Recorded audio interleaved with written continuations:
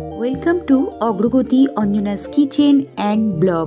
নমস্কার, অগ্রগতি Anjana's kitchen and ব্লগে সকলকে জানাই স্বাগত। আজকে তৈরি করেছিলাম ভেটকি মাছ দিয়ে ভেটকি মাছের ফিশ বাটার ফ্রাই রেসিপি।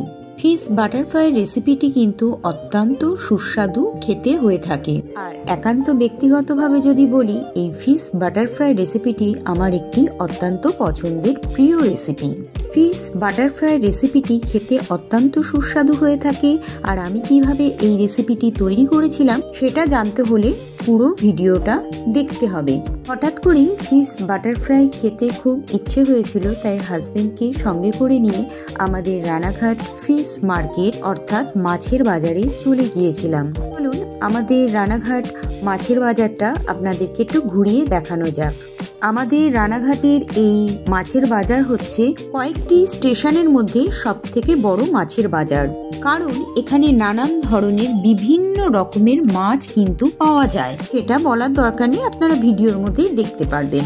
আশেপাশে কয়েকটি স্টেশনের মানুষজন কিন্তু তাদের বাড়ির যে কোনো অনুষ্ঠানের জন্য এই মাছ বাজারে মাছ কিনতে অর্ডার দিয়ে থাকে। ফলে বুঝতেই পাচ্ছেন কতটা বড় মাছের বাজার রানাঘাট ফিশ মার্কেট।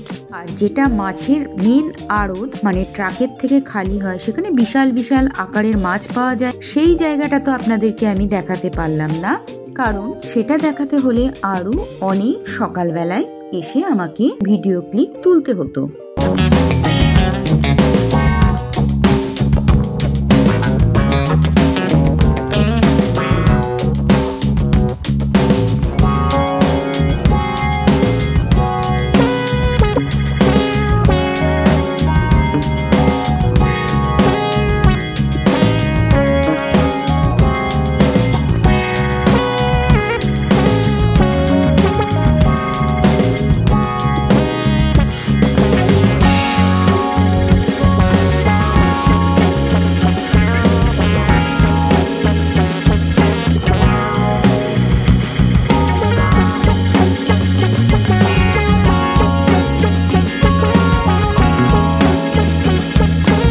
চলে আসলাম যে উদ্দেশ্যে আজকে আমার ফিশ মার্কেটে আসা, অর্থাৎ আজকে আমি যে ফিশ বাটার ফ্রাই রেসিপি তৈরি করতে চলেছি তার জন্য আমার ভেটকি মাছের প্রয়োজন ছিল।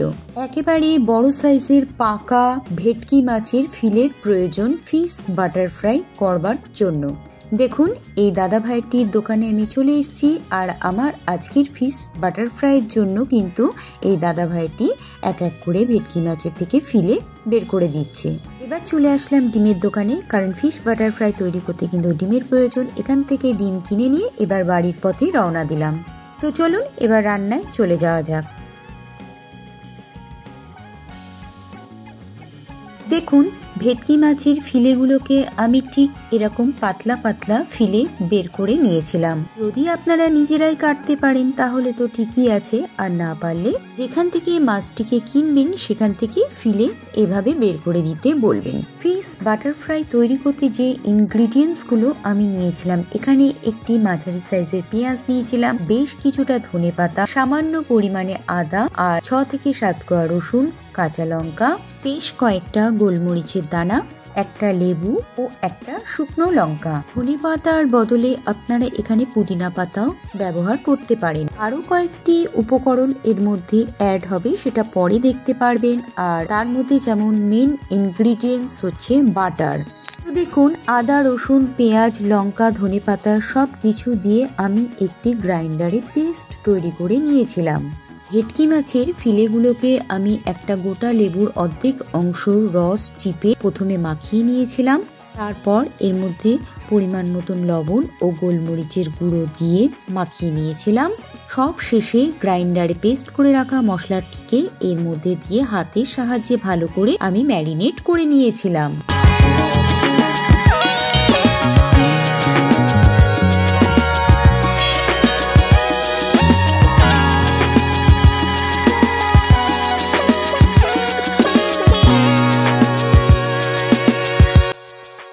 ম্যারিনেট করে নেওয়া হয়ে গেলে মাছের ফিলেগুলোকে আমি ফ্রিজের মধ্যে রেখে দিয়েছিলাম 1 ঘন্টা মতন। এবার ফিশ বাটার ফ্রাই কোটিংয়ের জন্য যে ব্যাটারটিকে আমি তৈরি করেছিলাম তার জন্য আমি পরিমাণ মতন ময়দা ও কর্নফ্লাওয়ার নিয়েছিলাম, আর এখানে বেশ অনেকটা পরিমাণে মেল্টেড বাটার নিয়েছিলাম। তার সাথে নিয়েছিলাম 1 টিস্পুন গোলমরিচের গুঁড়ো, 1 টিস্পুন গুঁড়ো গরম মশলার গুঁড়ো, আর নিয়েছিলাম 1 টিস্পুন লবণ।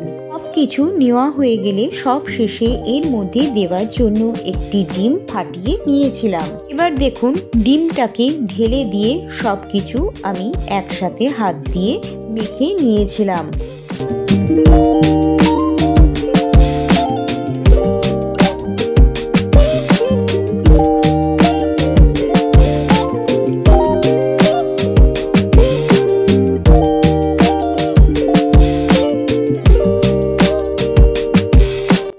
ব্যাটারটিকে তৈরি করার সময় এখানে রান্নাঘরের আলোটা নিভে গিয়েছিল, কারণ কারেন্ট চলে গিয়েছিল। সে কারণে ভিডিওটি একটু অন্ধকার দেখতে হয়েছে। ব্যাটারটির মধ্যে দেবার জন্য আমি বেশ কয়েকটা আইস কিউব নিয়েছিলাম।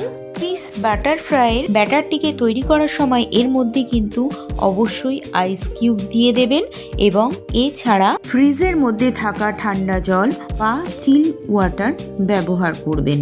চিল ওয়াটার ব্যবহার করলে এই ফিশ বাটার ফ্রাইয়ের কোটিংটা কিন্তু ক্রিস্পি হয় খেতে।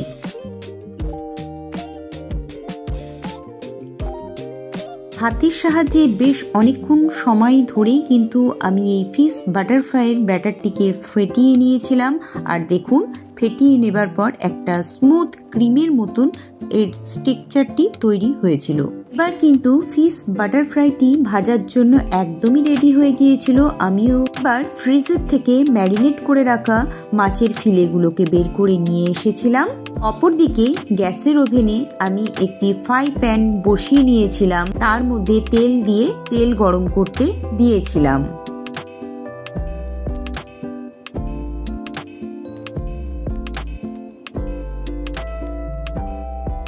সব শেষে আমি এখানে 1 টিস্পুন বেকিং সোডা ও 1 টিস্পুন বেকিং পাউডার দিয়ে ব্যাটারটির সঙ্গে মিশিয়ে নিয়ে ভালো করে হাত দিয়ে ফেটিয়ে নিয়েছিলাম। এবার দেখুন গ্যাসের ওভেনে আমি যে ফ্রাই প্যানেতে তেল গরম করতে বসিয়ে দিয়েছিলাম, তেলও কিন্তু অলমোস্ট রেডি হয়ে গিয়েছিল ভাজার জন্য। আরেকটি কথা বলে নিই, গ্যাসের স্টিমটাকে কিন্তু লো টু মিডিয়াম হিটে রাখতে হবে, না হলে ওপরের কোটিংটা একদমই পুড়ে যাবে হাই হিটে ফ্রাই করলে পরে, আর ভেতরের অংশটা কাঁচা থেকে যাবে। ফিশ বাটার ফ্রাই রেসিপিটি তৈরি করার সময়, বিশেষ করে ফ্রাই করার সময় কিন্তু বেশ ধৈর্য ধরে সময় নিয়ে এই ফিশ বাটার ফ্রাইগুলোকে কিন্তু ফ্রাই করে নিতে হবে। দেখতেই পাচ্ছেন মাছের ফিলেগুলোকে আমি এক এক করে ব্যাটারের মধ্যে কোট করে নিয়ে গরম তেলের ভেতরে ছেড়ে দিয়েছিলাম। আর গরম তেলের মধ্যে যেগুলো অলরেডি ফ্রাই হচ্ছিল সেই বাটার ফ্রাইগুলোকেও দেখুন আমি একটি টঙের সাহায্যে এপিট ওপিট করে উল্টে পাল্টে দিচ্ছিলাম। আর গ্যাসের ফ্লেমটাকে অবশ্যই কিন্তু লো টু মিডিয়াম ফ্লেমে রেখে ফ্রাই করে নিতে হবে। এই ফিশ বাটার ফ্রাই করার সময় মুহূর্তটি কিন্তু আমার কাছে খুবই সেন্সিটিভ মুহূর্ত বলে মনে হয়, কারণ এখানে বেশ সময় নিয়ে ধৈর্য ধরে এই ফিশ বাটার ফ্রাইগুলোকে ফ্রাই করে নিতে হবে। একটু 19-20 হলে কিন্তু এই ভেতরকার মাছগুলো কাঁচা থেকে যাবে আর ওপরের কোটিংটা তাড়াতাড়ি পুড়ে যাবে। এই কারণেই ধৈর্য ধরে ভাজার সময় একটু সময় নিয়ে ভেজে নিতে হবে। দেখুন আমি কিন্তু যথেষ্ট সময় নিয়ে এই ফিশ বাটার ফ্রাইগুলোকে ফ্রাই করে নিয়েছিলাম। একটা করে বাটার ফ্রাই করে তুলে নেবার পর আবার আমি ব্যাটারের মধ্যে কোট করে নিয়ে এই গরম তেলের মধ্যে ছেড়ে এবং বেশ সময় নিয়ে উল্টে পাল্টে ভেজে তুলে নিয়েছিলাম। ফিশ বাটার ফ্রাইগুলো আমার অলমোস্ট তৈরি হয়ে এসেছিল। এবার আমি সবকটাকে ভেজে কড়াইয়ের থেকে তুলে নিয়েছিলাম। তাহলে তৈরি হয়ে গেল আমার আজকের রেসিপি ফিশ বাটার ফ্রাই। তাহলে আজকের এই রেসিপির ভিডিওটি টিপসগুলো ফলো করে আপনারাও বাড়িতে তৈরি করে ফেলুন। একেবারে পারফেক্ট ফিশ বাটার ফ্রাই রেসিপিটি। আজকের রেসিপির ভিডিওটি আমি এখানেই শেষ করছি। পরবর্তী আবার নতুন কোনো রেসিপি নিয়ে আপনাদের সামনে হাজির হয়ে যাব।